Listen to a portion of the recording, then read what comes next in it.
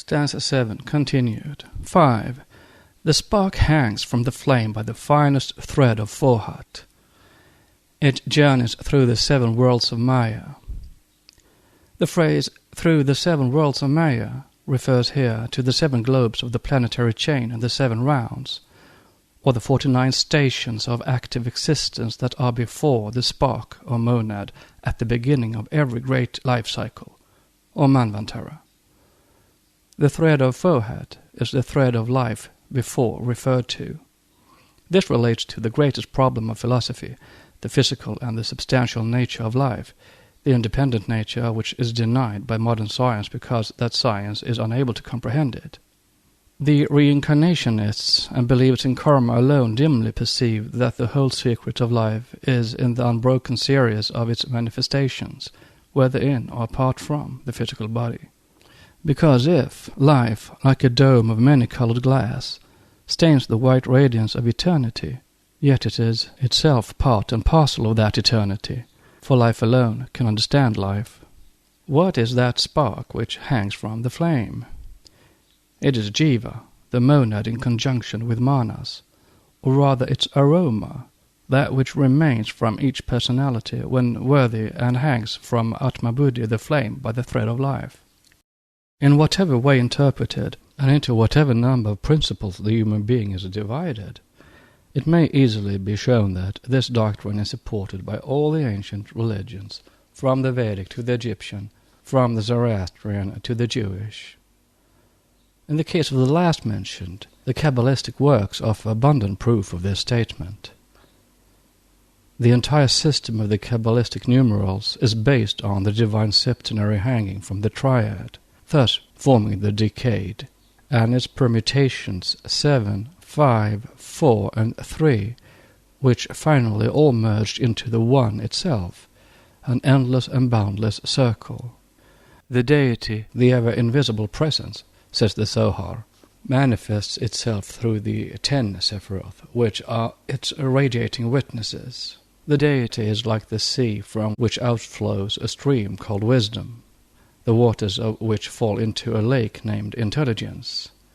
From the basin, like 7 channels, issue the 7 Sephiroth, for 10 equals 7. The decade contains 4 unities and 3 binaries. The 10 Sephiroth correspond to the limbs of man. When I framed Adam Kadmon, the Elohim are made to say, the spirit of the eternal shot out of his body like a sheet of lightning that radiated at once on the billows of the 7 millions of skies, and my 10 splendors were his limbs. But neither the head nor the shoulders of Adam Kadmon can be seen. Therefore we read in the Sifra Dzenyuta, the book of the concealed mystery, quote, in the beginning of time, after the Elohim, the sons of light and life, or the builders, had shaped out of the eternal essence the heavens and the earth, they formed the worlds 6 by 6, the 7th being Malkut, which is our earth. See Mantuan Codex, on its plane, and the lowest in all other planes of conscious existence. The Chaldean Book of Numbers contains a detailed explanation of all this. The first triad of the body of Adman Kadmon, the 3 upper planes of the 7, cannot be seen before the soul stands in the presence of the Ancient of Days. Note on the 3 upper planes of the 7. The formation of the living soul, or man, would render the idea more clearly. A living soul is a synonym of man in the Bible. These are our 7 principles. End of note. The Sephiroth of this upper triad are 1. Kether, the crown, represented by the brow of Macroposopos. 2. Chokmah, wisdom, the male principle, by his right shoulder. And 3. Bina, intelligence, a female principle, by the left shoulder. Then come the 7 limbs, or Sephiroth, on the planes of manifestation, the totality of these 4 planes being represented by Microprosopus, the lesser face, or Tetragrammaton, the 4-lettered mystery. The 7 manifested and the 3 concealed limbs are the body of the deity. Unquote. Thus our earth, Malkut, is both the seventh and the fourth world, the former when counting from the first globe above, the latter if reckoned by the planes. It is generated by the sixth globe or Sephiroth called Yesod, foundation, or as said in the Book of Numbers by Yesod, he, Adam Kadmon, fecundates the primitive Hiva, Eve, or our earth. Rendered in mystic language, this is the explanation why Malkut, called the inferior mother, Matrona, queen, and the kingdom of the foundation, is shown as the bride of Tetragrammaton or Microprosopus, the second Logos, the heavenly man. When free from all impurity, she will become united with the spiritual Logos, that is, in the seventh race of the seventh round, after the regeneration on the day of Sabbath. For the seventh day has again an occult significance undreamt of by our theologians. When Matronitha, the mother, is separated and brought face to face with the king in the excellence of the Sabbath, all things become one body, says verse 746 in chapter 22 of Haidrazuta Kadisha. Becomes one body means that all is reabsorbed once more into one element, the spirits of men becoming nirvanis, and the elements of everything else becoming again what they were before, protile or undifferentiated substance. Sabbath means rest, or nirvana. It is not the seventh day after 6 days, but a period the duration of which equals that of the 7 days, or any period made up of 7 parts. Thus a pralaya is equal in duration to the Manvantara, or a night of Brahma is equal to this, quote, day, unquote. If the Christians will follow Jewish customs, they ought to adopt the spirit and not the dead letter thereof, that is, to work 1 week of 7 days and rest 7 days. That the word Sabbath had a mystic significance is shown in the contempt shown by Jesus for the Sabbath day, and by what is said in Luke, chapter 18, verse 12. Sabbath is there taken for the whole week. See Greek text, where the week is called Sabbath. I fast twice in the Sabbath. Paul, an initiate, knew it well when referring to the eternal rest and felicity in heaven as Sabbath. And their happiness will be eternal, for they will ever be one with the Lord and will enjoy an eternal Sabbath. From Hebrew, chapter 4, verse 2. The difference between the two systems, taking the Kabbalah as contained in the Chaldean Book of Numbers, not as misrepresented by its now disfigured copy, the Kabbalah of the Christian mystics. The Kabbalah and the archaic esoteric Vidya is very small indeed, being confined to unimportant divergencies of form and expression. Thus Eastern occultism refers to our earth as the fourth world, the lowest of the chain, above which run upward on both its sides the 6 globes, 3 on each side. The Zohar, on the other hand, calls the earth the lower, or the 7th, adding that upon the 6th depend all things which are in it. Microprosopus, the smaller phase, smaller because manifested and finite, is formed of 6 Sephiroth, says the same work.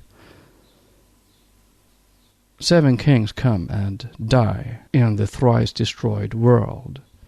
Malkut, our earth, destroyed after each of the 3 rounds which it has gone through. And the reign of the 7 kings will be broken up. And Book of Numbers 1:8, verse 3.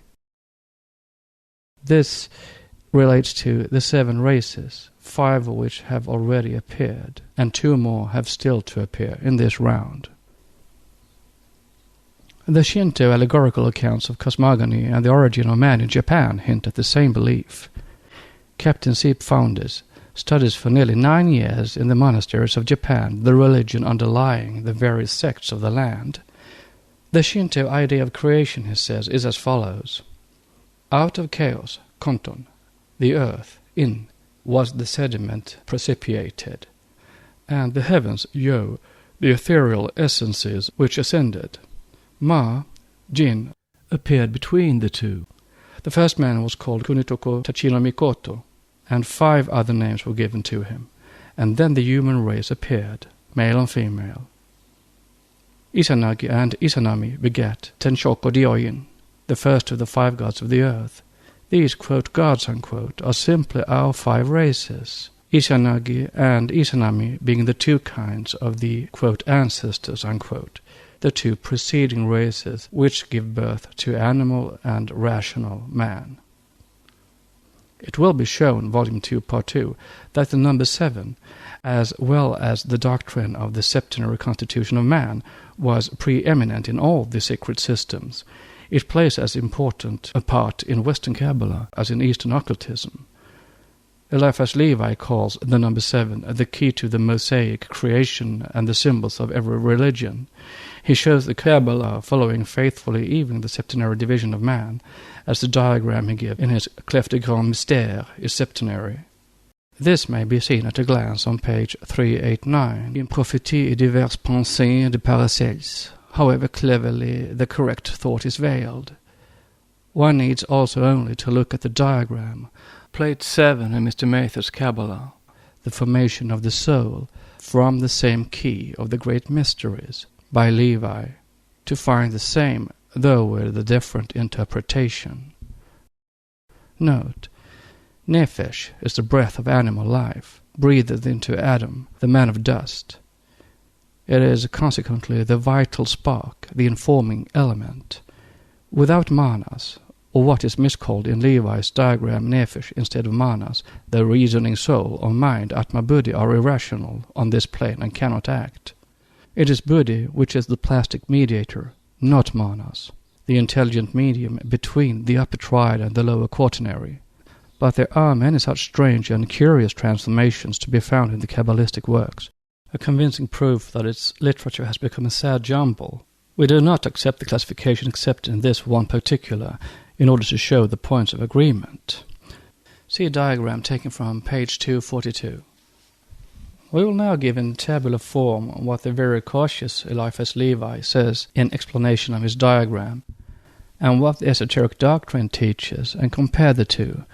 Levi, too, makes a distinction between Kabbalistic and occult pneumatics. See Histoire de la Magique, pages 388 and 389. Says Eliphas Levi, Kabbalistic pneumatics. 1. The soul or ego is a clothed light, and this light is triple. Say the Theosophists of esoteric pneumatics. Ditto, for it is Atma Buddhi Manas. 2. Says Eliphas Levi, Nirshama, pure spirit. Say Theosophists, ditto. Note, Eliphas Levi has, whether purposely or otherwise, confused the numbers.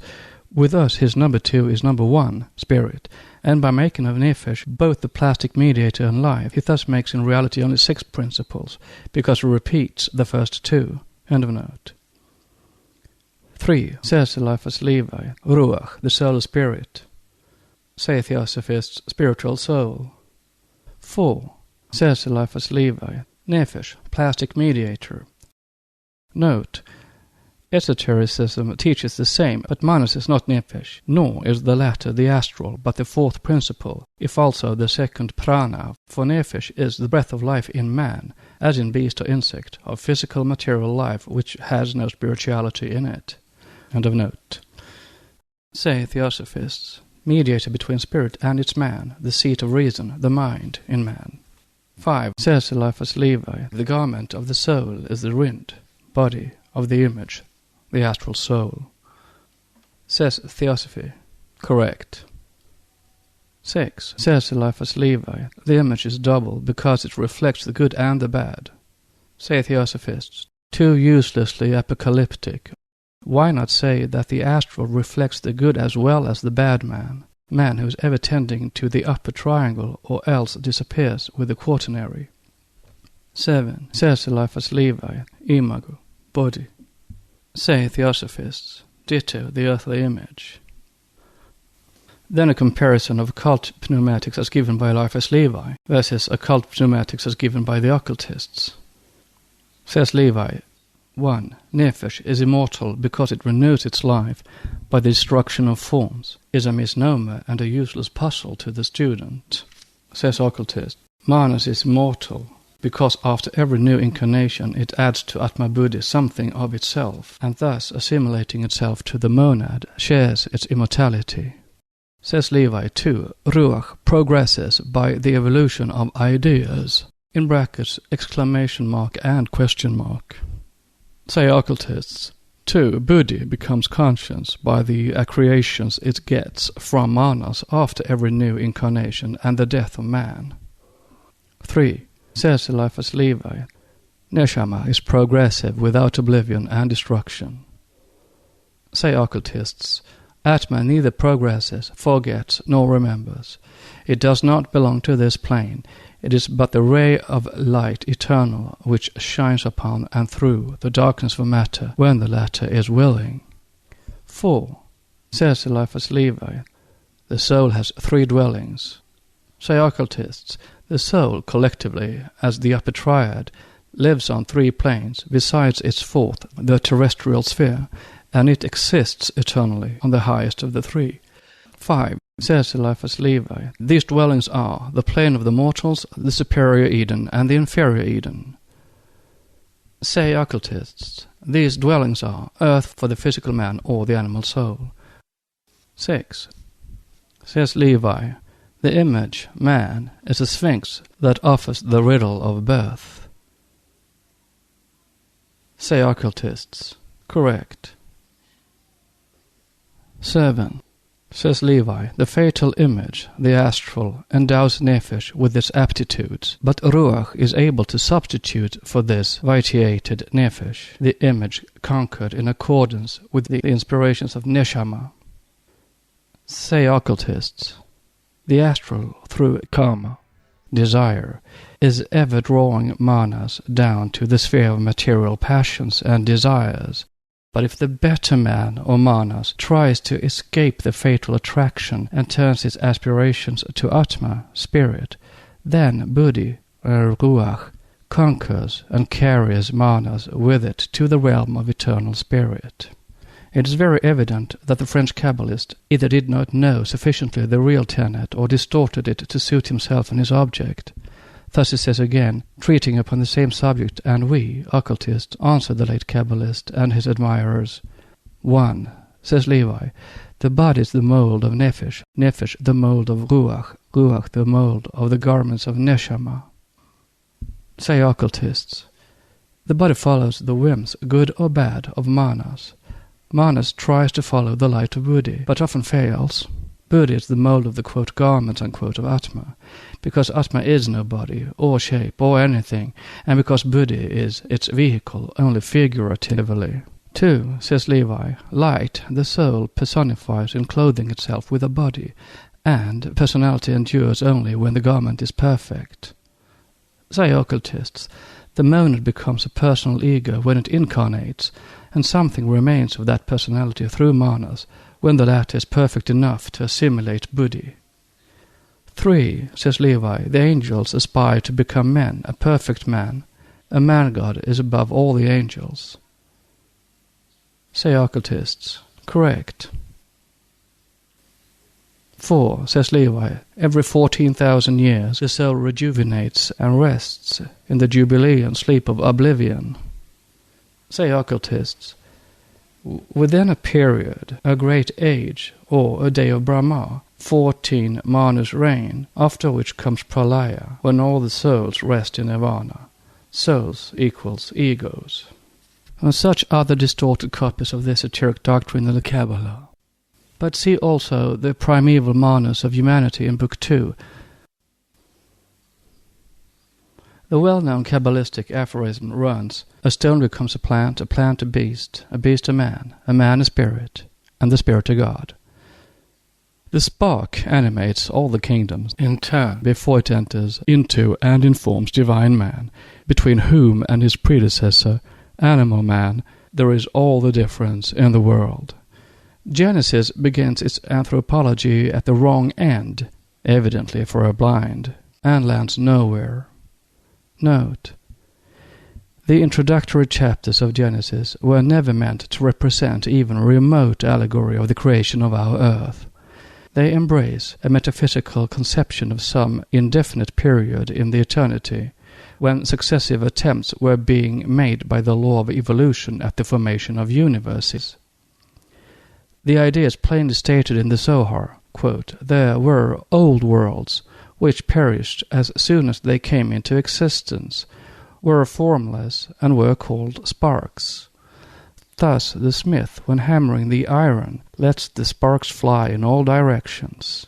The sparks are the primordial worlds, which could not continue because the sacred aged, Sephira, had not as yet assumed its form of androgyne or opposite sexes, of king and queen, Sephira and Kadmon. And the master was not yet at his work." See Zohar, Idra Sutta, Book 3, page 292, b. The supreme consulting with the architect of the world, his logos, about creation. See Isis Unveiled, Volume 2, page 421. End of note.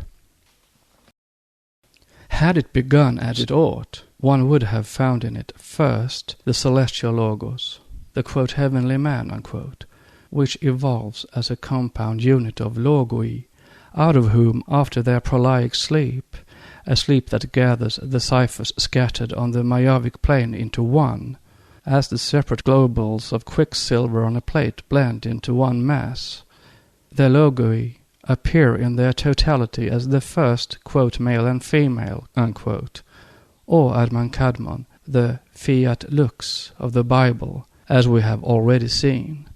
But this transformation did not take place on our earth, nor on any other material plane, but in the spatial depths of the first differentiation of the eternal root matter. On our nascent globe, things proceed differently. The monad, or jiva, as said in Isis Unveiled, Volume 1, page 302, is, first of all, shot down by the law of evolution into the lowest form of matter, the mineral. After a sevenfold gyration encased in the stone, or that which will become mineral and stone in the fourth round, it creeps out of it, say, as a lichen, passing thence through all the forms of vegetable matter into what is termed animal matter. It has now reached the point in which it has become the germ, so to speak, of the animal that will become the physical man. All this, up to the third round, is formless as matter and senseless as consciousness. For the monad or jiva per se cannot be even called spirit. It is a ray, a breath of the absolute, or the absoluteness rather, and the absolute homogeneity having no relations with the conditioned and the relative finiteness, is unconscious on our plane. Therefore, besides the material which will be needed for its future human form, the monad requires a spiritual model or prototype for that material to shape itself into, and b, an intelligent consciousness to guide its evolution and progress, neither of which is possessed by the homogeneous monad or by the senseless, though living, matter. The atom of dust requires the soul of life to be breathed into him. The two middle principles, which are the sentient life of the irrational animal and the human soul, for the former is irrational without the latter. It is only when, from a potential androgyne, man has become separated into male and female, that he will be endowed with this conscious, rational, individual soul, manas, the principle or the intelligence of the Elohim, to receive which he has to eat of the fruit of knowledge from the tree of good and evil. How is he to obtain all this? The occult doctrine teaches that while the monad is cycling on downward into matter, these very Elohim, or Pitris, the lower Dayan Kochans, are evolving paripassu with it on a higher and more spiritual plane, descending also relatively into matter on their own plane of consciousness when, after having reached a certain point, they will meet the incarnating senseless monad, encased in the lowest matter, and blending the two potencies, spirit and matter. The union will produce that terrestrial symbol of the, quote, heavenly man, unquote, in space, perfect man. In the Sankhya philosophy, Purusha, spirit, is spoken of as something impotent unless he mounts on the shoulders of prakriti, matter, which left alone is senseless. But in the secret philosophy they are viewed as graduated. Though one and the same thing in their origin, spirit and matter, when once they are on the plane of differentiation, begin each of them their evolutionary progress in contrary directions, spirit falling gradually into matter, and the latter ascending to its original condition, that of pure spiritual substance. Both are inseparable, yet ever separated. In polarity on the physical plane, two like poles will always repel each other, while the negative and the positive are mutually attracted. So do spirit and matter stand to each other, the two poles of the same homogeneous substance, the root principle of the universe. Therefore, when the hour strikes for Purusha to mount on Prakriti's shoulders for the formation of the perfect man, rudimentary man of the first 2.5 races being only the first, gradually evolving into the most perfect of mammals, the celestial, quote, ancestors, unquote, entities from preceding worlds, called in India the Shishta, step in on this our plane, as the Pitris had stepped in before them for the formation of the physical or animal man, and incarnate in the latter. Thus the two processes, or the two creations, the animal and the divine man, differ greatly. The Pitris shoot out from their ethereal bodies still more ethereal and shadowy similitudes of themselves, or what we would now call doubles or astral forms, in their own likeness. Note, read in Isis Unveiled, Volume 2, pages 297 to 303, the Doctrine of the Codex Nazareus. Every tenet of our teaching is found there under a different form and allegory. End of note. This furnishes the monad with its first dwelling, and blind matter with a model around and upon which to build henceforth. But man is still incomplete. From Swayambhuva Manu in Manu, Book 1, from whom descended the 7 primitive Manus, or Prajapati, each of whom gave birth to a primitive race of men, down to the Codex Nazareus, in which Karaptanos, or Fetahil, blind concupiscent matter, begets on his mother, Spiritus, 7 figures, each of which stands as the progenitor of one of the primeval 7 races. This doctrine has left its impress on every archaic scripture. Who forms Manu, the man, and who forms his body, the life and the lives, sin and the moon? Note on sin. The word sin is curious, but has a particular occult relation to the moon, besides being its Chaldean equivalent. End of note. Here the Manu stands for the spiritual heavenly man, the real and non-dying ego in us, which is the direct emanation of the one life, or the absolute deity. As to our outward physical bodies, the house of the tabernacle of the soul, the doctrine teaches a strange lesson, so strange that unless thoroughly explained and as rightly comprehended, it is only the exact science of the future that is destined to vindicate the theory fully. It has been stated before now that occultism does not accept anything inorganic in the cosmos. The expression employed by science, inorganic substance, means simply that the latent life slumbering in the molecules of so-called inert matter is incognizable. All is life, and every atom of even mineral dust is a life, though beyond our comprehension and perception, because it is outside the range of the laws known to those who reject occultism. The very atoms, says Tyndall, seem instinct with a desire for life. Whence then, we would ask, come the tendency to run into organic form? Is it in any way explicable except according to the teachings of occult science? The worlds, to the profane, says a commentary, are built up of the known elements. To the conception of an arahat, these elements are themselves collectively a divine life, distributively on the plane of manifestations, the numberless and countless crores of lives. Note, is Pasteur unconsciously taking the first step toward occult science in declaring that If he dared express his full idea upon this subject, he would say that the organic cells are endowed with a vital potency that does not cease its activity with the cessation of a current of oxygen towards them, and does not, on that account, break off its relations with life itself, which is supported by the influence of that gas. I would add, goes on Pasteur, that the evolution of the germ is accomplished by means of complicated phenomena, among which we must class processes of fermentation. And life, according to Claude Bernard and Pasteur, is nothing else than a process of fermentation. That there exist in nature beings or lives that can live and thrive without air, even on our globe, was demonstrated by the same men of science. Pasteur found that many of the lower lives, such as vibriones and some microbes and bacteria, could exist without air, which, on the contrary, killed them. They derived the oxygen necessary for their multiplication from the various substances that surround them. He calls them aerobes, living on the tissues of our matter when the latter has ceased to form a part of an integral and living whole, then called very unscientifically by science dead matter, and anaerobes.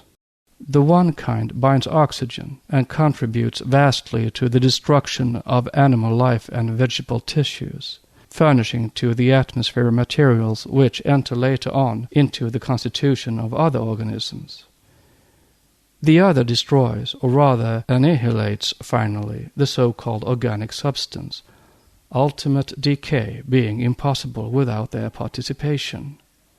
Certain germ cells, such as those of yeast, develop and multiply in air, but when deprived of it, they will adapt themselves to life without air and become ferments, absorbing oxygen from substances coming in contact with them, and thereby ruining the latter. The cells in fruit, when lacking free oxygen, act as ferments and stimulate fermentation. Therefore, the vegetable cell manifests in this case its life as an anaerobic being. Why then should an organic cell form in this case an exception? Asks Professor Golubov. Pasteur shows that in the substance of our tissues and organs, the cell, not finding sufficient oxygen for itself, stimulates fermentation in the same way as the fruit cell. And Claude Bernard thought that Pasteur's idea of the formation of ferments found its application and corroboration in the fact that urea increases in the blood during strangulation. Life, therefore, is everywhere in the universe, and occultism teaches us it is also in the atom. Also see info at the close of this section. End of note. Fire alone is one on the plane of the one reality, on that of manifested, hence elusive, being. Its particles are fiery lives which live and have their being at the expense of every other life that they consume. Therefore they are named the devourers. Every visible thing in this universe was built by such lives, from conscious and divine primordial man down to the unconscious agents that construct matter. From the one life, formless and uncreate, proceeds the universe of lives. First was manifested from the deep, chaos, cold luminous fire, in brackets gaseous light, ? Which formed the curds in space, in brackets irresolvable nebulae perhaps, ? These fought, and a great heat was developed by the encountering and collision, which produced rotation. Then came the first manifested material, fire, the hot flames, the wanderers in heaven, comets. Heat generates moist, vapor. That forms solid water, ? Then dry mist, then liquid mist, watery, that puts out the luminous brightness of the pilgrims, in bracket comets, ? And forms solid watery wheels, matter globes. Bhumi, the earth, appears with 6 sisters. Note. It is a Vedic teaching that There are 3 earths corresponding to 3 heavens, and our earth, the 4th, is called Bhumi. This is the explanation given by our exoteric Western Orientalists. But the esoteric meaning and allusion to it in the Vedas is that it refers to our planetary chain, 3, quote, earths, unquote, on the descending arc, and 3, quote, heavens, unquote, which are the 3 earths, or globes also, only far more ethereal, on the ascending or spiritual arc. By the first 3 we descend into matter. By the other 3 we ascend into spirit.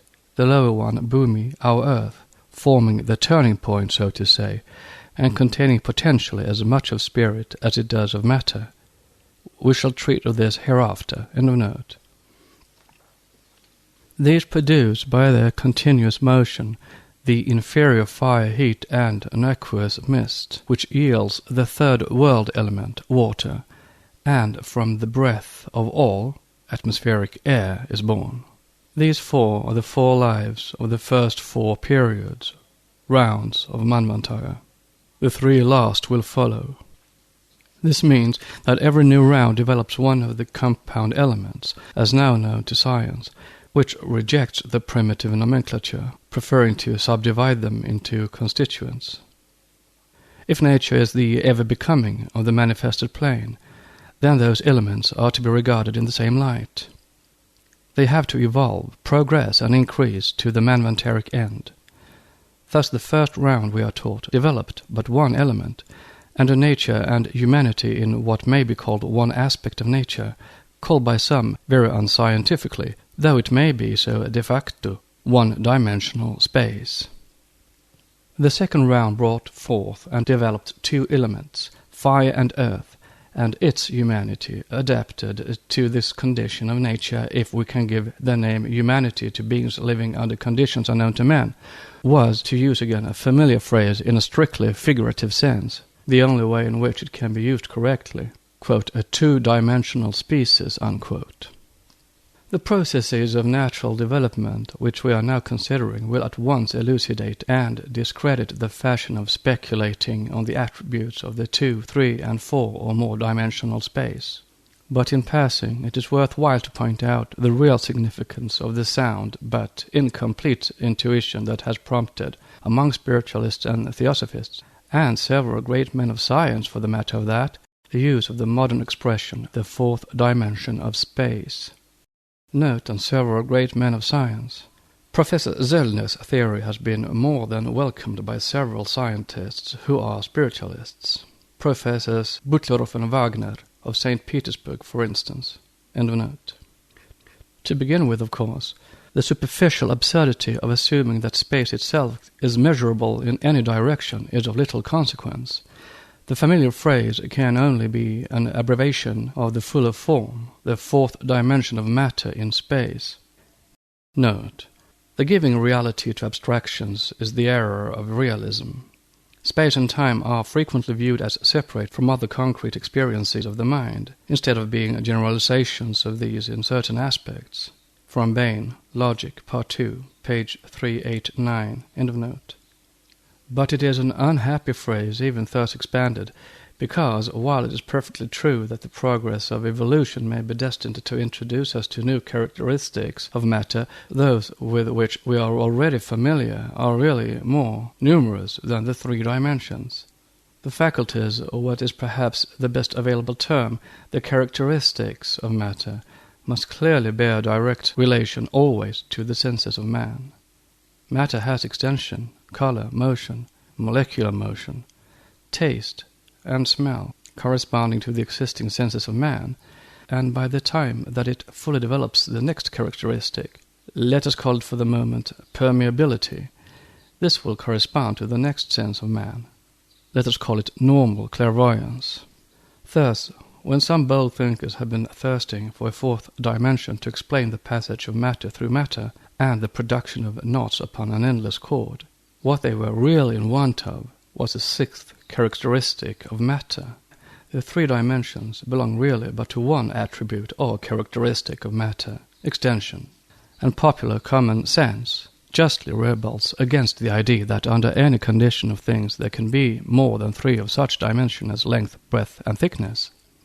These terms, and the term dimension itself, all belong to one plane of thought, to one stage of evolution, to one characteristic of matter. So long as there are foot rulers within the resources of cosmos to apply to matter, so long will they be able to measure it in 3 ways and no more, and from the time the idea of measurement first occupied a place in the human understanding, it has been possible to apply measurement in 3 directions and no more. But these considerations do not militate in any way against the certainty that in the progress of time, as the faculties of humanity are multiplied, so will the characteristics of matter be multiplied also. Meanwhile, the expression is far more incorrect than even the familiar one of the sun rising or setting. We now return to the consideration of material evolution through the rounds. Matter in the second round, it has been stated, may be figuratively referred to as a 2-dimensional, but here another caveat must be entered. That loose and figurative expression may be regarded in one plane of thought, as we have just seen, as equivalent to the second characteristic of matter corresponding to the second perceptive faculty or sense of man. But these 2 linked scales of evolution are concerned with the processes going on within the limits of a single round.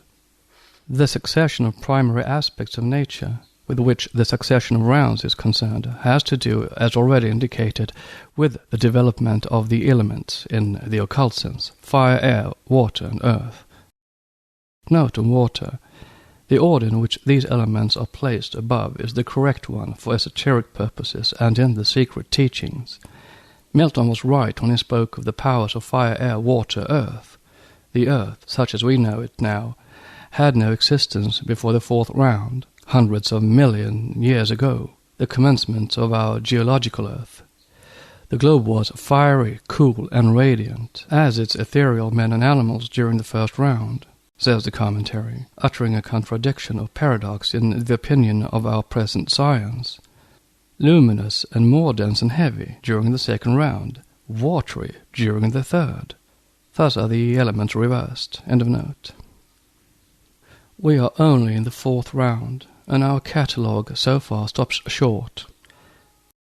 The centers of consciousness, destined to develop into humanity as we know it, of the 3rd round arrived at a perception of the 3rd element, water.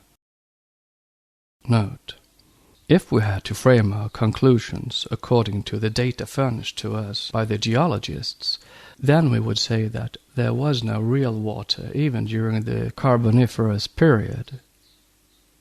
We are told that gigantic masses of carbon, which existed formerly spread in the atmosphere as carbonic acid, were absorbed by plants, while a large proportion of that gas was mixed in the water. Now, if this be so, and we have to believe that all the carbonic acid which went to compose those plants that formed bituminous coal, lignite, etc., and went towards the formation of limestone and so on, that all this was at a period in the atmosphere in a gaseous form, then there must have been seas and oceans of liquid carbonic acid. But how then could the Carboniferous period be preceded by the Devonian and Silurian ages, those of fishes and mollusks, on that assumption? Barometric pressure, moreover, must have exceeded several hundred times the pressure of our present atmosphere. How could organisms, even so simple as those of certain fishes and mollusks, stand that? There is a curious work by Blanchard on the origin of life, wherein he shows some strange contradictions and confusions in the theories of his colleagues, and which we recommend to the reader's attention. End of note. Those of the 4th round have added earth as a state of matter to their stock, as well as the 3 other elements in their present transformation. In short, none of the so-called elements were in the 3 preceding rounds, as they are now. For all we know, fire may have been pure akasha, the first matter of the magnus opus of the creators and "builders", that astral light which the paradoxical Eliphas Levi calls in one breath the body of the Holy Ghost, and in the next Baphomet. the androgyne goat of Mendes. Air, simply nitrogen, the breath of the supporters of the heavenly dome, as the Mahometan mystics call it. Water, that primordial fluid which was required according to Moses to make a living soul with. Note: Eliphas Levi shows it very truly, a force in nature by means of which a single man, who can master it, might throw the world into confusion and transform its face. For it is the great arcanum of transcendent magic. Quoting the words of the great Western Kabbalists in their translated form, see The Mysteries of Magic by A. E. Waite. We may explain them, perhaps, the better by the occasional addition of a word or two to show the difference between Western and Eastern explanations of the same subject. The author says of the great magic agent, "This ambient and all-penetrating fluid, this ray detached from the central or spiritual sun's splendor, fixed by the weight of the atmosphere, in brackets, question mark, exclamation mark, and the power of central attraction, the astral light, this electromagnetic ether, this vital and luminous caloric, is represented on ancient monuments by the girdle of Isis, which twines round two poles, and in ancient theogonies by the serpent devouring its own tail, emblem of prudence and of Saturn, emblem of infinity, immortality, and Chronos, time, not the god Saturn of the planet. It is the winged dragon of Medea, the double serpent of the Caduceus, and the tempter of Genesis. But it is also the brazen snakes of Moses encircling the Tau. Lastly, it is the devil of exoteric dogmatism, and is really the blind force. It is not blind, and Levi knew it, which souls must conquer in order to detach themselves from the chains of earth. For if they should not, they will be absorbed by the same power which first produced them, and will return to the central and eternal fire. This great Archaeus is now discovered by, and only for one man, Mr. J. W. Keeley of Philadelphia. For others, however, it is discovered, yet must remain almost useless. Quote, "So far shalt thou go," unquote. All the above is as practical as it is correct, save one error, which we will explain in the text further on. Eliphas Levi commits a great blunder in always identifying the astral light with what we call Akasha. What it really is will be given in Part 2 of Volume 2. End of note. And this may account for the flagrant discrepancies and unscientific statements found in Genesis. Separate the first from the second chapter. Read the former as a scripture of the Elohists, and the latter as that of the far younger Jehovists. Still one finds, if one reads between the lines, the same order in which things created appear, namely, fire, light, then air, water, and man, or the earth. For the sentence, "In the beginning God created heaven and earth," is a mistranslation. It is not a heaven and earth, but the duplex or dual heaven, the upper and the lower heavens, or the separation of a primordial substance that was light in its upper and dark in its lower portions, or the manifested universe, in its duality of the invisible to the senses, and the visible to our perceptions. God divided the light from the darkness, verse 4, and then made the firmament, air, 5. A firmament in the midst of the waters, and let it divide the waters from the waters, 6. That is, the waters which were under the firmament, our manifested visible universe, from the waters above the firmament, or the, to us, invisible planes of being. In the second chapter, the Jehovistic, plants and herbs are created before water, just as in the first, light is produced before the sun. God made the earth and the heavens and every plant of the field before it was in the earth, and every herb of the field before it grew. For the Elohim, quote, gods, unquote, had not caused it to rain upon the earth, etc. Verse 5. An absurdity unless the esoteric explanation is accepted. The plants were created before they were in the earth, for there was no earth then such as it is now, and the herb of the field was in existence before it grew as it does now in the fourth round. Discussing and explaining the nature of the invisible elements and the primordial fire mentioned above, Eliphas Levi calls it invariably the astral light. It is the grand agent magique with him. Undeniably it is so, but only so far as black magic is concerned, and on the lowest planes of what we call ether, the noumenon of which is akasha. And even this would be held incorrect by orthodox occultists. The astral light is simply the older sidereal light of Paracelsus. And to say that everything which exists has been evolved from it, and it preserves and reproduces all forms, as he writes, is to enunciate truth only in the second proposition. The first is erroneous, for if all that exists was evolved through or via it, it is not the astral light. The latter is not the container of all things, but only the reflector, at best, of this all. Eliphas Levi writes, "The great magic agent is the fourth emanation of the life principle. We say it is the first in the inner and the second in the outer, our universe." And he goes on, of which the sun is the third form. For the day star, the sun, is only the reflection and material shadow of the central sun of truth, which illuminates the intellectual invisible world of spirit, and which itself is but a gleam borrowed from the absolute. So far he is right enough, but when the great authority of the Western Kabbalists adds that nevertheless it is not the immortal spirit as the Indian hierophants have imagined, we answer that he slanders the said hierophants, as they have said nothing of the kind, while even the Puranic exoteric writings flatly contradict the assertion.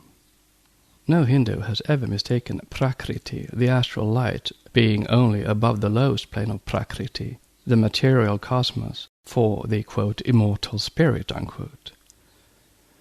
Prakriti is ever called Maya, illusion, and is doomed to disappear with the rest, the gods included, at the hour of the Pralaya. For it is shown that Akasha is not even the ether, least of all then, we imagine, can it be the astral light. Those unable to penetrate beyond the dead letter of the Puranas have occasionally confused Akasha with Prakriti, with aether, and even with the visible sky. It is true also that those who have invariably translated the term Akasha by ether, Wilson for instance, finding it called the material cause of sound, possessing moreover this one single property, Vishnu Purana, have ignorantly imagined it to be material in the physical sense. True again that if the characteristics are accepted literally, then, since nothing material or physical, and therefore conditioned and temporary, can be immortal, according to metaphysics and philosophy, it would follow that Akasha is neither infinite nor immortal. But all this is erroneous, since both the words pradhana, primeval matter, and sound as a property have been misunderstood, the former term, pradhana, being certainly synonymous with mula prakriti and akasha, and the latter, sound, with the verbum, the word, or the logos. This is easy to demonstrate, for it is shown in the following sentences in Vishnu Purana.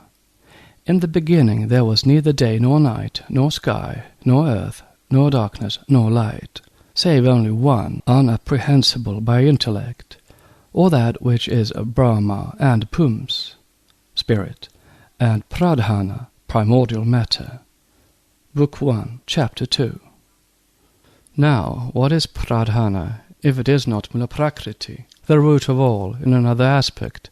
For Pradhana, though said further on to merge into the deity as everything else does, in order to leave the one absolute during the Pralaya, yet is held as infinite and immortal. The commentator describes the deity as one Pradhanika Brahma spirit, that was, and interprets the compound term as a substantive, not as a derivative word used attributively, that is, like something conjoined with Pradhana. Note: The student has to note, moreover, that the Purana is a dualistic system, not evolutionary, and that in this respect far more will be found from an esoteric standpoint in Sankhya and even in the Manava Dharma Shastra, however much the latter differs from the former. End of note. Hence Pradhana, even in the Puranas, is an aspect of Parabrahman, not an evolution, and must be the same as the Vedantic Mula Prakriti. Prakriti in its primary state is Akasha, says a Vedantian scholar. See 5 Years of Theosophy, page 169. It is almost abstract nature. Akasha then is Pradhana in another form, and as such cannot be ether, the ever-invisible agent, courted even by physical science, nor is it astral light. It is, as said, the noumenon of the sevenfold differentiated Prakriti, the ever-immaculate, quote, mother, unquote, of the fatherless son, who becomes, quote, father, unquote, on the lower manifested plane. Note on the noumenon of the sevenfold differentiated Prakriti. In the Sankhya philosophy, the 7 Prakritis, or productive productions, are Mahat, Ahamkara, and their 5 Tanmantras. See Sankhya Karika 3, and the commentary thereon. End of note. For Mahat is the first product of Pradhana or Akasha, and Mahat, universal intelligence, whose characteristic property is Buddhi, is no other than the Logos, for he is called Eshvara, Brahma, Bhava, etc. See Linga Purana, section 70, 12 et sequens, and Vayu Purana, but especially the former Purana, prior, section 8, 67 to 74. He is, in short, the, quote, creator, unquote, or the divine mind in creative operation, the cause of all things. He is the, quote, firstborn, unquote, of whom the Puranas tell us that Mahat and matter are the inner and outer boundaries of the universe, or in our language, the negative and the positive poles of dual nature, abstract and concrete. For the Purana adds, in this manner, as were the 7 forms, principles, of Prakriti reckoned from Mahat to earth, so at the time of Pralaya, Pratyahara, these 7 successively re-enter into each other. The egg of Brahma, Sarva Mandala, is dissolved with its 7 zones, Dvipa, 7 oceans, 7 regions, etc. From Vishnu Purana, Book 6, Chapter 4. Note: no use to say so to the Hindus, who know their Puranas by heart, but very useful to remind our Orientalists and those Westerns who regard Wilson's translations as authoritative, that in his English translation of the Vishnu Purana he is guilty of the most ludicrous contradictions and errors. So in this identical subject of the 7 Prakritis, or the 7 zones of Brahma's egg, the 2 accounts differ totally. In volume 1, page 40, the egg is said to be externally invested by 7 envelopes. Wilson comments, by water, air, fire, ether, and ahamkara, which last word does not exist in the Sanskrit texts. And in volume 5, page 198, of the same Vishnu Purana it's written, in this manner were the 7 forms of nature, Prakriti, reckoned from Mahat to earth, in brackets question mark, between Mahat or Mahabuddhi and water, etc. The difference is very considerable. End of note. These are the reasons why the occultists refuse to give the name of astral light to Akasha, or to call it ether. In my father's house are many mansions, may be contrasted with the occult saying, in our mother's house there are 7 mansions, or planes, the lowest of which is above and around us, the astral light. The elements, whether simple or compound, could not have remained the same since the commencement of the evolution of our chain. Everything in the universe progresses steadily in the great cycle, while incessantly going up and down in smaller cycles. Nature is never stationary during Manvantara, as it is ever becoming, not simply being, and mineral, vegetable, and human life are always adapting their organisms to the then reigning elements, and therefore those elements were then fitted for them, as they are now for the life of present humanity. Note, according to the great metaphysician Hegel also, for him nature was a perpetual becoming, a purely esoteric conception. Creation or origin in the Christian sense of the term is absolutely unthinkable. As the above-quoted thinker said, God, the universal spirit, objectivizes himself as nature and again rises out of it. End of note. It will only be in the next or fifth round that the fifth element, ether, the gross body of Akasha, if it can be called even that, will, by becoming a familiar fact of nature to all men, as air is familiar to us now, cease to be as at present hypothetical and also an, quote, agent, unquote, for so many things. And only during that round, with those higher senses, the growth and development of which Akasha subserves, be susceptible of a complete expansion. As already indicated, a partial familiarity with the characteristic of matter, permeability, which should be developed concurrently with the sixth sense, may be expected to develop at the proper period of this round.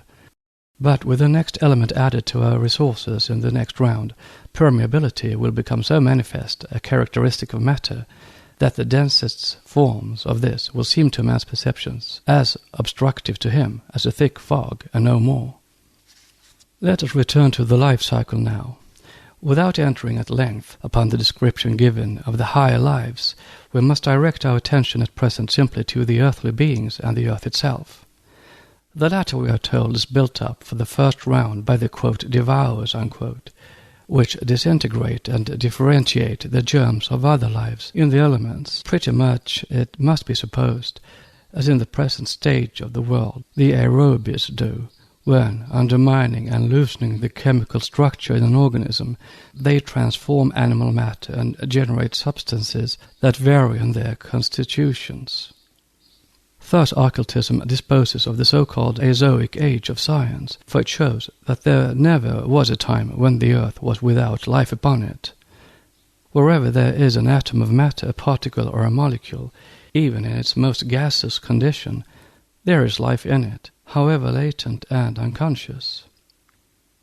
Whatsoever quits the liar state becomes active life. It is drawn into the vortex of motion, the alchemical solvent of life.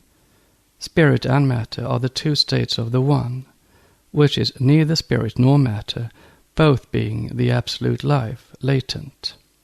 From the Book of John, Commentary 3, paragraph 18. Spirit is the first differentiation of and in space, and matter the first differentiation of spirit. That which is neither spirit nor matter, that is it, the causeless cause of spirit and matter, which are the cause of cosmos. And that we call the one life, or the intracosmic breath. Once more will we say, like must produce like.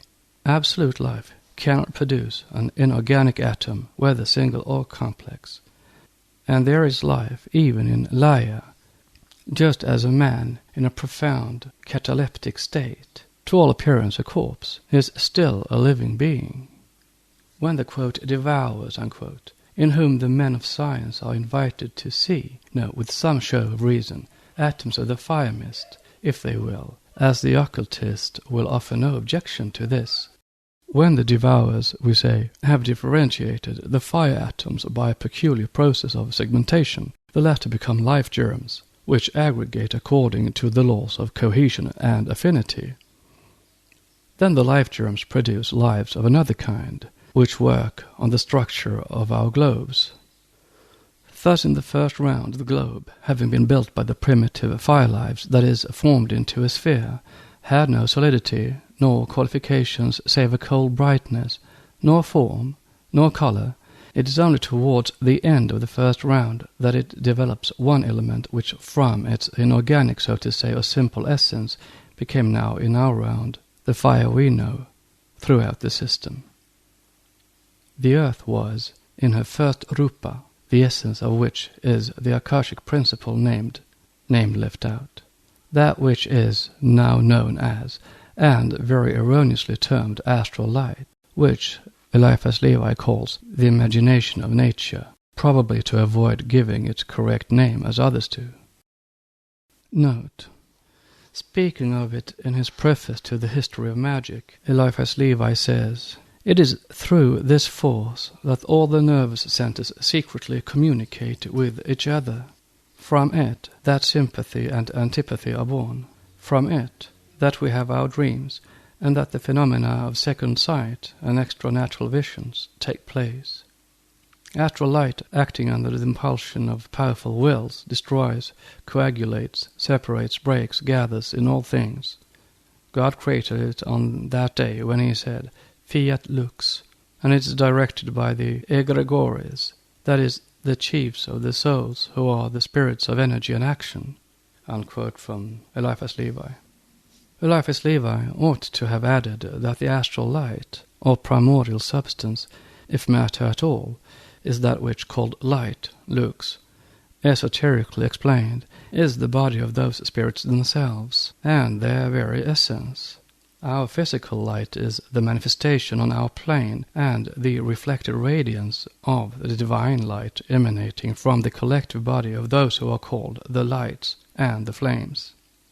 But no other Kabbalist has ever had the talent of heaping up one contradiction on the other, of making one paradox chase another in the same sentence and in such flowing language as Eliphas Levi. He leads his reader through the most lovely, gorgeously blooming valleys to strand him, after all, on a desert and barren rocky island. End of note. From the commentary, it is through and from the radiations of the 7 bodies of the 7 orders of Dionis that the 7 discrete quantities, elements, whose motion and harmonious union produce the manifested universe of matter, are born. From the commentary. The second round brings into manifestation the second element, air, that element, the purity of which would ensure continuous life to him who would use it.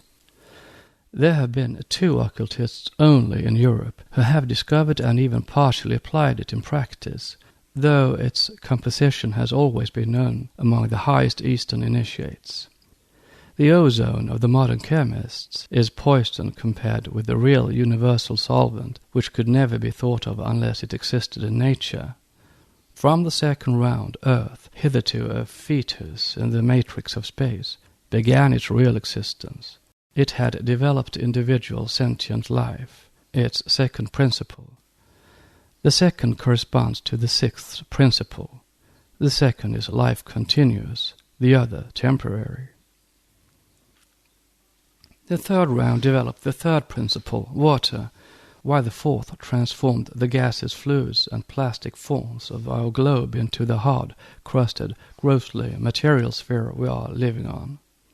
Bhumi has reached her 4th principle.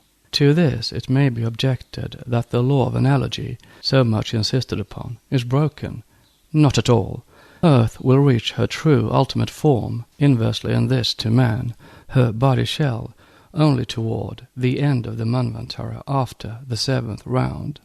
Eugenius Philaletes was right when he assured his readers, on his word of honor, that no one had yet seen the earth, that is, matter in its essential form. Our globe is, so far, in its kamarupic state, the astral body of desires, of ahamkara, dark egotism, the progeny of Mahat on the lower plane. It is not molecularly constituted matter, least of all the human body, stula sharira, that is the grossest of all our principles, but verily the middle principle, the real animal center, whereas our body is but its shell, the irresponsible factor and medium through which the beast in us acts all its life. Every intellectual theosophist will understand my real meaning. Thus the idea that the human tabernacle is built by countless lives, just in the same way as the rocky crust of our earth was, has nothing repulsive in it for the true mystic. Nor can science oppose the occult teaching, for it is not because the microscope will ever fail to detect the ultimate living atom of life that it can reject the doctrine. Back to the sloka. We are still on sloka 5 of stanza 7. From the combined attributes of these, Manu, man, the thinker, is formed. Who forms him? The 7 lives and the one life. Science teaches us that the living as well as the dead organisms of both man and animal are swarming with bacteria of 100 various kinds. That from without we are threatened with the invasion of microbes with every breath we draw, and from within by leukemianes, aerobes, anaerobes, and what not. But science never yet went so far as to assert with the occult doctrine that our bodies, as well as those of animals, plants, and stones, are themselves altogether built up of such beings, which, except larger species, no microscope can detect.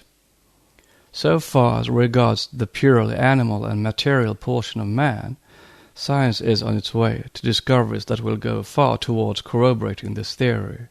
Chemistry and physiology are the 2 great magicians of the future, who are destined to open the eyes of mankind to the great physical truths. With every day the identity between the animal and physical man, between the plant and man, and even between the reptile and its nest, the rock and man, is more and more clearly shown. The physical and chemical constituents of all being found to be identical, chemical science may well say that there is no difference between the matter which composes the ox and that which forms man. But the occult doctrine is far more explicit. It says not only the chemical compounds are the same, but the same infinitesimal invisible lives compose the atoms of the bodies of the mountain and the daisy, of man and the ant, of the elephant, and of the tree which shelters him from the sun. Every particle, whether you call it organic or inorganic, is a life.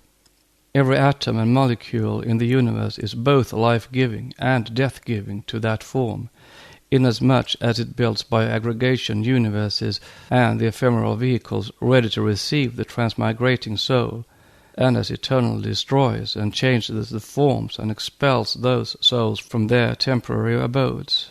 It creates and kills. It is self-generating and self-destroying. It brings into being and annihilates that mystery of mysteries, the living body of man, animal, plant, every second in time and space. And it generates equal life and death, beauty and ugliness, good and bad, and even the agreeable and disagreeable, the beneficent and maleficent sensations. It is that mysterious life represented collectively by countless myriads of lives that follows in its own sporadic way the hitherto incomprehensible law of atavism that copies family resemblances as well as those it finds impressed in the aura of the generators of every future human being, a mystery, in short, that will receive fuller attention elsewhere. For the present, one instance may be cited in illustration. Modern science begins to find out that ptomaine, the alkaloid poison generated by decaying matter and corpses, a life also, extracted with the help of volatile ether, yields a smell as strong and equal to that of the freshest orange blossoms. But that, free from oxygen, these alkaloids yield either a most sickening, disgusting smell, or the most agreeable aroma which recalls that of the most delicately scented flowers. And it is suspected that such blossoms owe their agreeable smell to the poisonous ptomaine, the venomous essence of certain mushrooms, fungi, being nearly identical with the venom of the cobra of India, the most deadly of serpents. Note: the French savants Arnaud, Gautier, and Vière have found in the saliva of living men the same venomous alkaloid as in that of the toad, the salamander, the cobra, and the trigonocephalus of Portugal. It is proven that venom of the deadliest kind, whether called ptomaine or leukemine or alkaloid, is generated by living men, animals, and plants. The same savant, Gautier, discovered an alkaloid in the fresh meat of an ox and in its brains, and a venom which he calls xanthocreatine, similar to the substance extracted from the poisoned saliva of reptiles. It is the muscular tissues, as being the most active organ in the animal economy, that are suspected of being the generators or factors of venoms, having the same importance as carbonic acid and urea in the functions of life. which venoms are the ultimate products of inner combustion. And though it is not yet fully determined whether poisons can be generated by the animal system of living beings without the participation and interference of microbes, it is ascertained that the animal does produce venomous substances in its physiological or living state. End of note. Thus, having discovered the effects, science has to find their primary causes, and this it can never do without the help of the old sciences of alchemy, occult botany, and physics.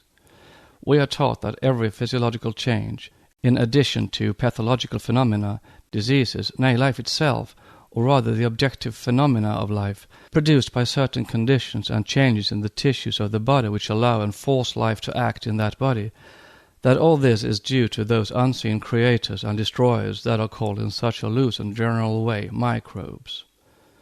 Note: it might be supposed that these fiery lives and the microbes of science are identical. This is not true. The fiery lives are the seventh and highest subdivision of the plane of matter, and correspond in the individual with the one life of the universe, though only on that plane. The microbes of science are the first and lowest subdivision on the second plane, that of material prana, or life. The physical body of man undergoes a complete change to the alternate function of the fiery lives as destroyers and builders. They are builders by sacrificing themselves in the form of vitality to restrain the destructive influence of the microbes, and by supplying the microbes with what is necessary, they compel them under that restraint to build up the material body and its cells. They are destroyers also, when that restraint is removed and the microbes, unsupplied with vital constructive energy, are left to run riot as destructive agents. Thus, during the first half of a man's life, the first 5 periods of 7 years each, the fiery lives are indirectly engaged in the process of building up man's material body. Life is on the ascending scale, and the force is used in construction and increase. After this period is past, the age of retrogression commences, and the work of the fiery lives, exhausting their strength, the work of destruction and decrease also commences. An analogy between cosmic events in the descent of spirit into matter for the first half of a manvantara, planetary as human, and its ascent at the expense of matter in the second half may here be traced.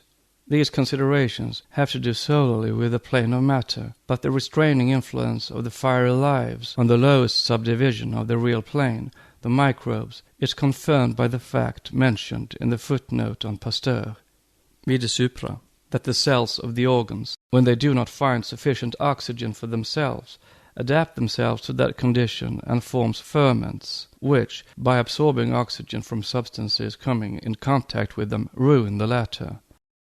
Thus the process is commenced by one cell robbing its neighbor of the source of its vitality when the supply is insufficient, and the ruin so commenced steadily progresses.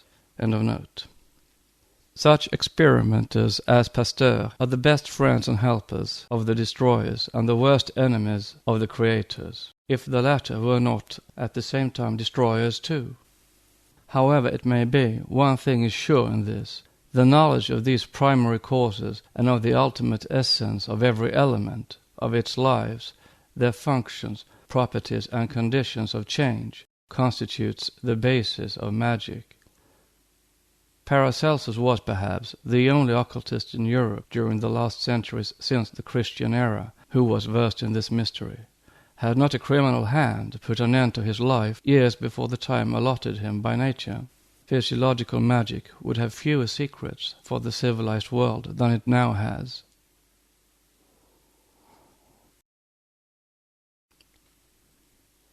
Who completes him, the fivefold law, and who perfects the last body?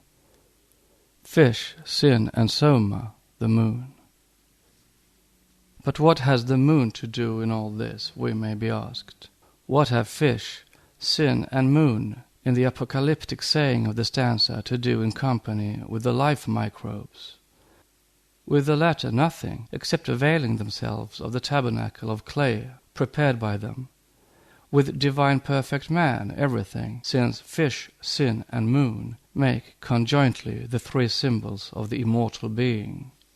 This is all that can be given, nor does the writer pretend to know more of this strange symbol than may be inferred about it from the exoteric religions, from the mystery perhaps which underlies the Matsya, fish avatar of Vishnu, the Chaldean Uanis, the man-fish recorded in the imperishable sign of the zodiac, Pisces, and running throughout the two testaments in the personages of Joshua, son of the fish, Nun, and Jesus, the allegorical sin or fall of spirit into matter, and the moon, insofar as it relates to the lunar ancestors, the Pitris.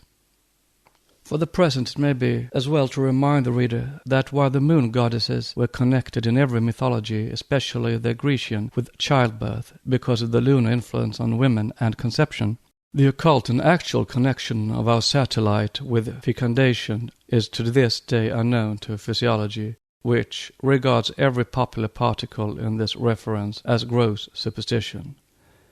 As it is useless to discuss them in detail, we may only stop at present to discuss the lunar symbology casually, to show that the said superstition belongs to the most ancient beliefs, and even to Judaism, the basis of Christianity.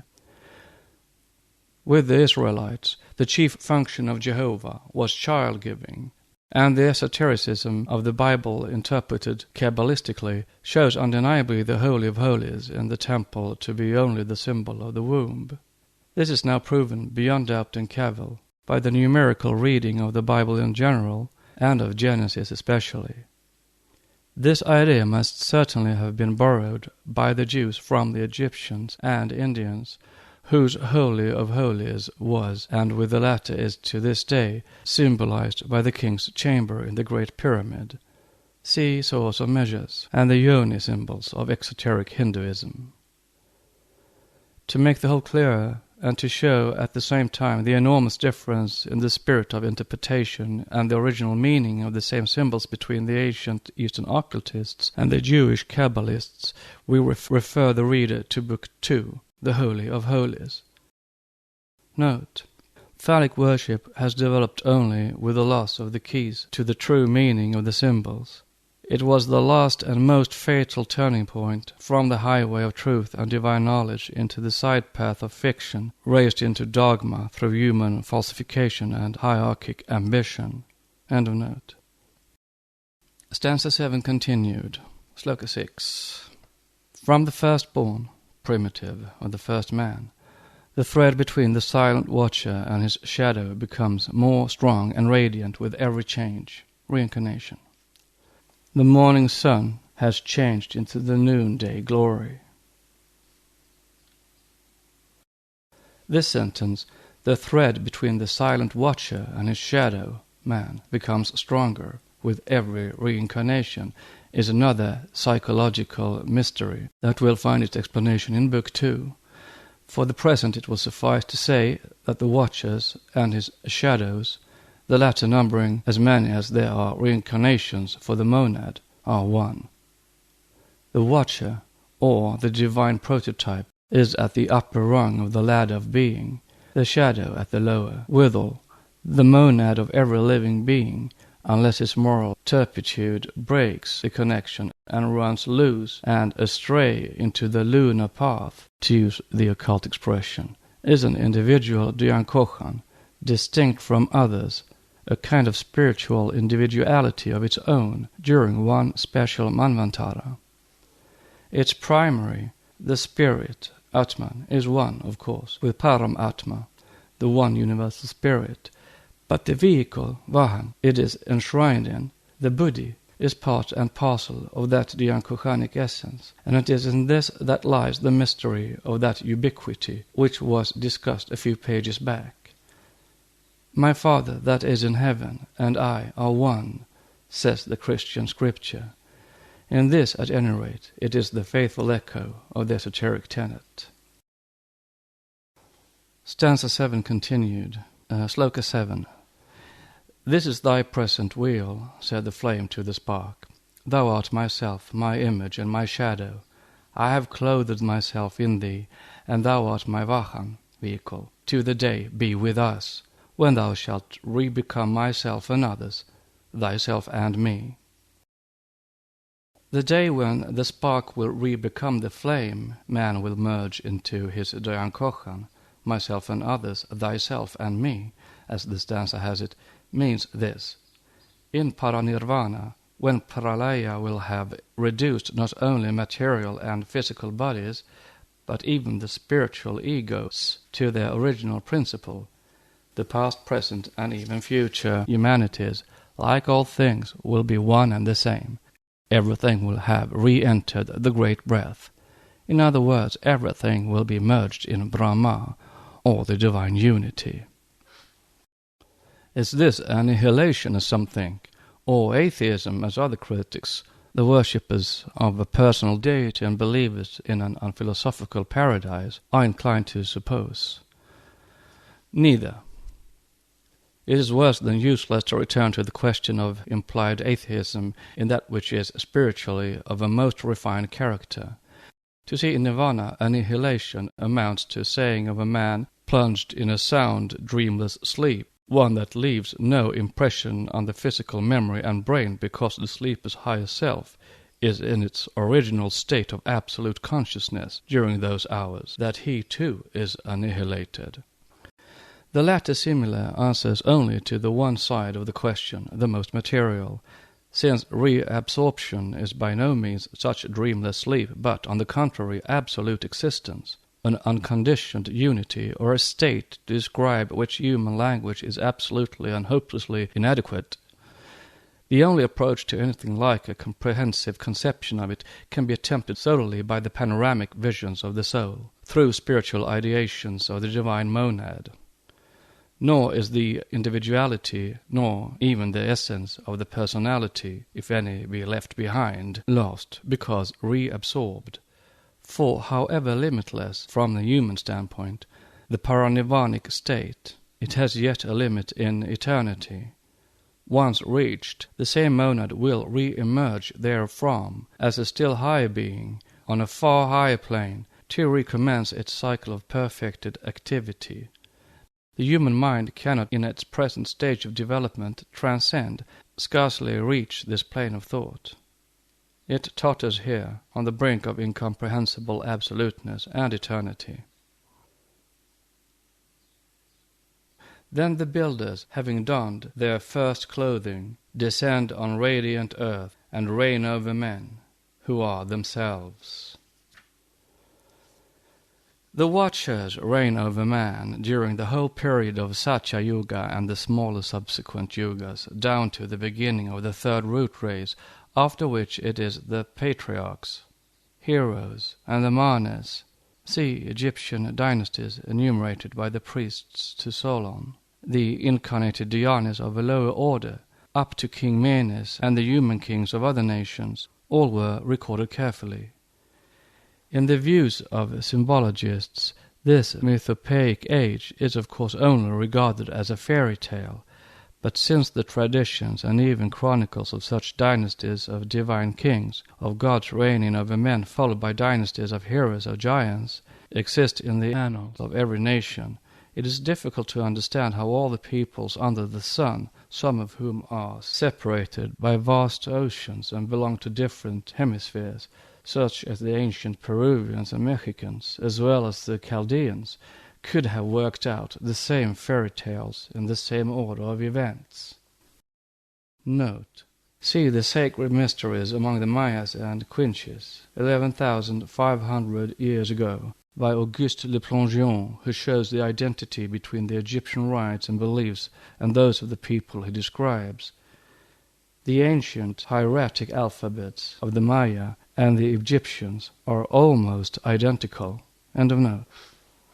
However, as the secret doctrine teaches history, which, for being esoteric and traditional, is none the less more reliable than profane history, we are as entitled to our beliefs as anyone else, whether religionist or skeptic. And that doctrine says that the Dhyani Buddhas of the two higher groups, namely the Watchers or the Architects, furnished the many and the various races with divine kings and leaders, It is the latter who taught humanity their arts and sciences, and the former who revealed to the incarnated monads that had just shaken off their vehicles of the lower kingdoms, and who had therefore lost every recollection of their divine origin, the great spiritual truths of the transcendental worlds. See Book 2, Divine Dynasties. Thus, as expressed in the stanza, the watchers descended on earth and reigned over men, who are themselves. The reasoning kinds had finished their cycle on earth and other worlds in the preceding rounds. In the future Manvantaras they will have risen to higher systems than our planetary world, and it is the elect of our humanity, the pioneers on the hard and difficult path to progress, who will take the places of their predecessors. The next great Manvantara will witness the men of our own life cycle becoming the instructors and guides of mankind whose monads may now be yet imprisoned, semi-conscious, in the most intellectual of the animal kingdom, while the lower principles will be animating perhaps the highest specimens of the vegetable world. Thus proceed the cycles of the septenary evolution in septennial nature, the spiritual or divine, the psychic or semi-divine, the intellectual, the passional, the instinctual or cognitional, the semi-corporeal, and the purely material or physical natures. All these evolve and progress cyclically, passing from one into another in a double, centrifugal and centripetal way, one in their ultimate essence, seven in their aspects. The lowest, of course, is the one depending upon and subservient to our five physical senses. Note, which are in truth seven, as shown later, on the authority of the oldest Upanishads. End of note.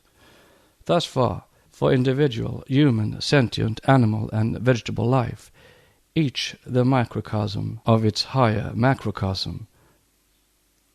The same for the universe, which manifests periodically for purposes of the collective progress of the countless lives, the outbreathings of the one life, in order that through the ever-becoming every cosmic atom in this infinite universe, passing from the formless and the intangible through the mixed natures of the semi-terrestrial down to matter in full generation, and then back again, reascending at each new period higher and nearer the final goal, that each atom, we say, may reach through individual merits and efforts that plane where it re-becomes the one unconditioned all. But between the Alpha and the Omega there is the weary road, hedged in by thorns, that goes down first, then winds uphill all the way, yes, to the very end. Starting upon the long journey immaculate, descending more and more into sinful matter, and having connected himself with every atom in manifested space, the pilgrim, having struggled through and suffered in every form of life and being, is only at the bottom of the valley of matter, and half through his cycle, when he has identified himself with collective humanity. This he has made in his own image.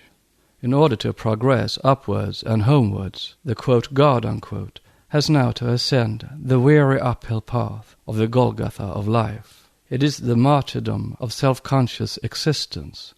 Like Vishvakarman, he has to sacrifice himself to himself in order to redeem all creatures, to resurrect from the many into the one life. Then he ascends into heaven indeed, where plunged into the incomprehensible absolute being and bliss of paranirvana, he reigns unconditionally, and whence he will redescend again at the next coming, which one portion of humanity expects in its dead-letter sense as the second advent, and the other as the last Kalki avatar. The Secret Doctrine now continues with the summing up of Volume 1, Part 1.